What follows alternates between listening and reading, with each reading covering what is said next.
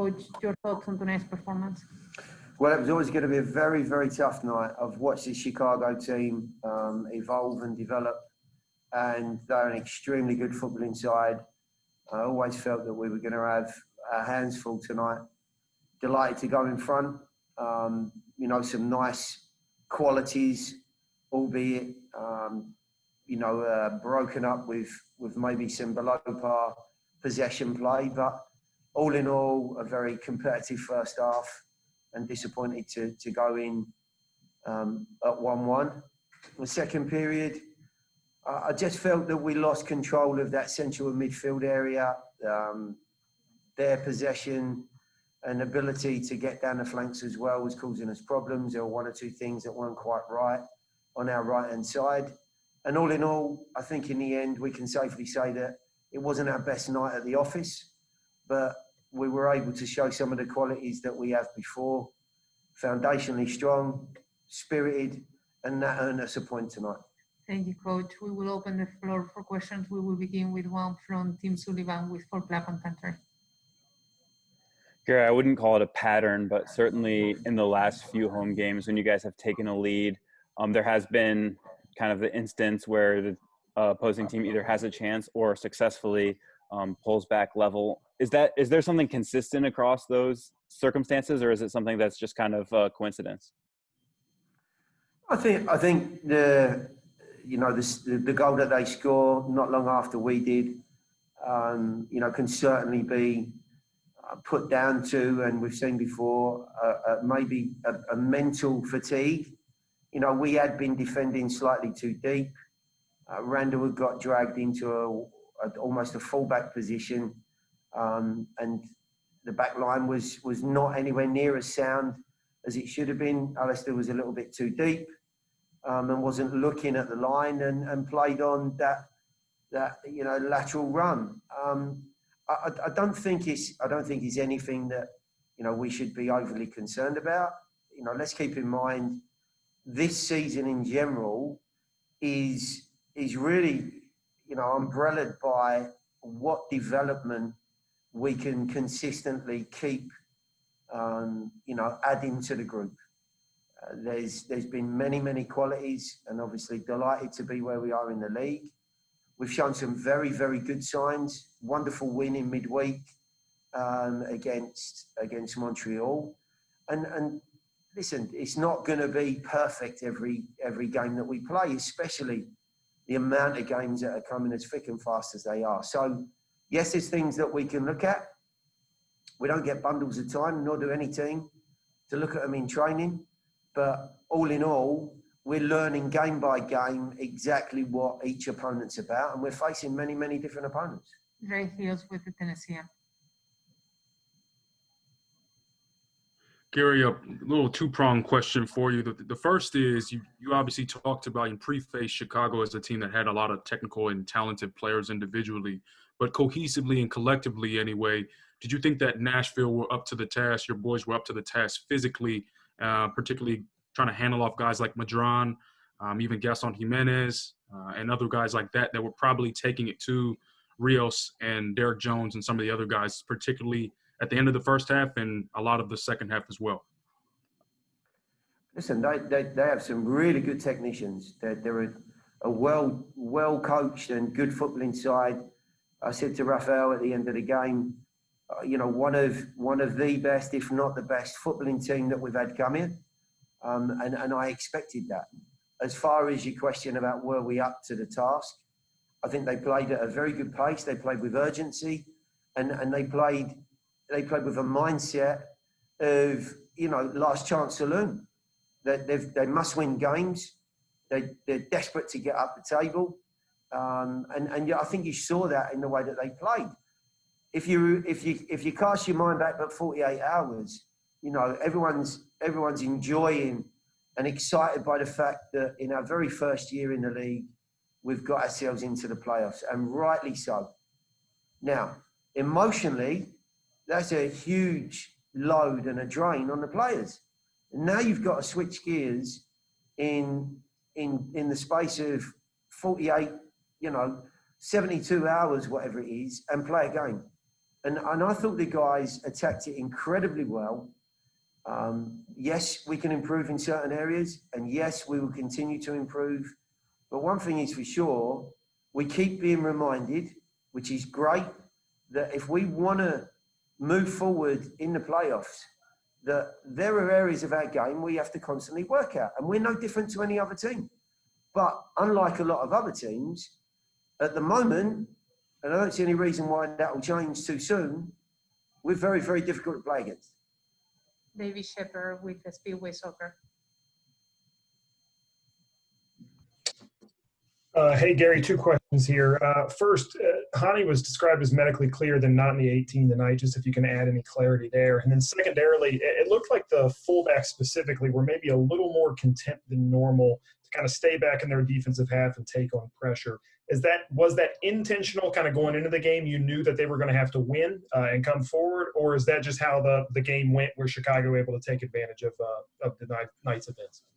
As far as Hani's concerned, he's physically healthy. He's been out the best part of 2.5 weeks now, and he needs a little bit more work. And he's in the group. He's working well, and he will be available for selection come Wednesday. As far as the fullbacks are concerned, I think they were selective in where and how they tried to get forward, mainly because, you know, in the first period, and probably even more so in the second period, we were unable to find that entry pass that would get set and switch play and navigate the pressure that they were putting us under. So therefore, you know, they weren't taking chances, and consequently, we ended up absorbing more pressure. Now, you know, the bottom line is we have to find a way. And as I said, we're improving in many, many areas, but there's a continual improvement to try and navigate that press and to navigate the competition that he's thrown in front of you. And I think for the most part, the guys are doing a great job, but that's probably why the fullbacks were a little bit deeper than they should have been or wanted to be. And it wasn't intentional. Steve Cavendish with Nashville SC. Thanks, Coach. It seemed, particularly from about 35 or 40 minutes, that they really kept pouring forward. They had numbers, which led to that first Chicago goal at the end of the first half. And even throughout the second half, I mean, I think they ended up with like 70% possession in the second half. Is that something that's sustainable? And how do you fix that against a better team? I mean, Chicago may or may not be in the playoffs.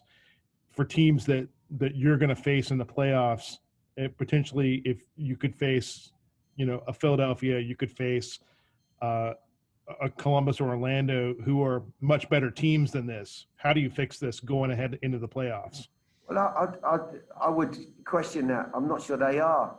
I think the results tell us they are. But if you look back at the game on Wednesday night that I watched, Chicago absolutely dominated the game. They, to your point, they were 70-30 possession in the first 20 minutes against Philadelphia, who, but, you know, 4 days before had absolutely demolished the Toronto team 5-0. You're talking about a team here who base their whole game around possession. Now, I've just said to the guys in there, the reason that we're sitting where we are and they're not is because we have other qualities.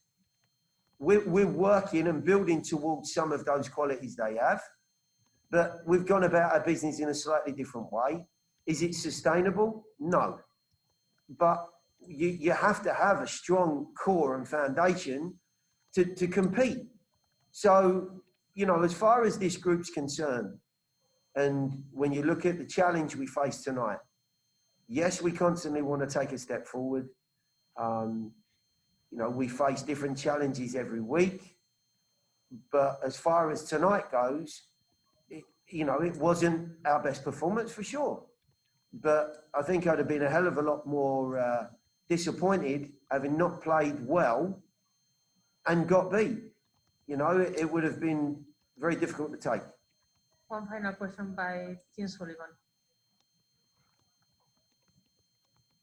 Hey, Gary, talk me through the goal that Daniel scored there, obviously, with the ball played across the face of the net a couple times through the air. What did you see as that one unfolded?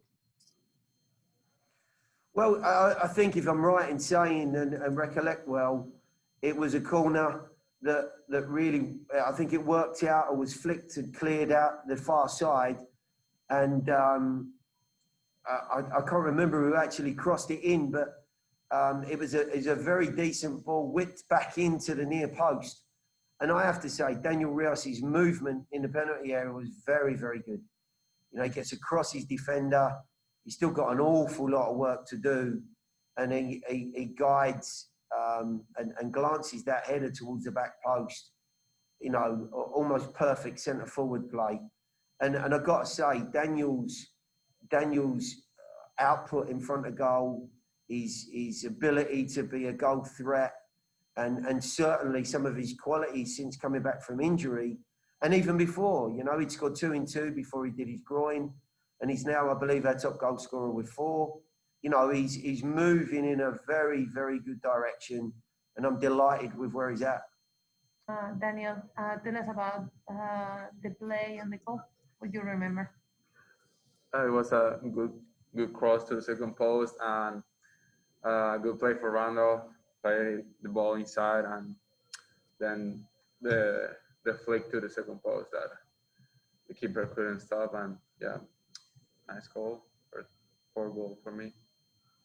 Tell us your overall reaction on the game beyond the goal. Yeah, it was a difficult game. There were some hard times when we couldn't control the game because we were maybe not retaining the ball as we usually do, but this is part of hard games, playoff games that we need to understand and know that we need to do better if we want to have easier moments in these games, because there were hard moments, but at the end, good point for us. We will now open the floor for questions. We will begin with one from Drake Hills with the Tennessean. Daniel, of course, after the goal, it seemed like Chicago was able to be woken up. They were alert, and it seemed like their physical play got greater and greater as the game went on, particularly going into the second half. Did you feel frustrated at times, whether not getting the ball or just not being able to retain the ball yourself? Yes. I think we let them have the ball, and we were, I think, a little bit too deep. And when a team doesn't have the ball, it's frustrated, and you have to run more. And the game goes, and you get more tired and tired. So those are the small things that we need to improve for next games. Tim Sullivan with For Club and Country. You talked about getting tired there, but how do you feel you're working back to your full fitness, and then how does it feel to, I know it's not a ton, but be the club's leading MLS goal scorer at this point? It feels great personally, individually, because this was my main goal at the beginning of the season and the year. And I think it's not over, but I still have a chance to score more goals. And yeah, I'm getting my full fitness, but I still feel like I can get better because I have played a lot of games, but maybe with more minutes that I'm having, I'll get the best of me talking about fitness. Johnny Peña, International. Hey, Daniel, how are you? My question is, in general, in Major League Soccer, which team do you want to score a fantastic goal against and why? I don't know, maybe against LAFC, because Carlos Vela is there, and I think it's a good platform for me to show what am I capable. Thank you, Daniel. One final question from Becky. Okay. Daniel, how did yourself and your teammates see this game strategy-wise, and with this result, did you expect, obviously you expect to win every match, but how does this result impact the way you and the rest of your teammates see Wednesday and obviously the final game on Sunday? I think it didn't go the way we wanted, but we managed the game really well. I mean, we have a point, so it's great for us. We feel more like they missed a chance to have 2 more points. So I think it's a good result for us, and it put us in a good position to go and win the next 2 games.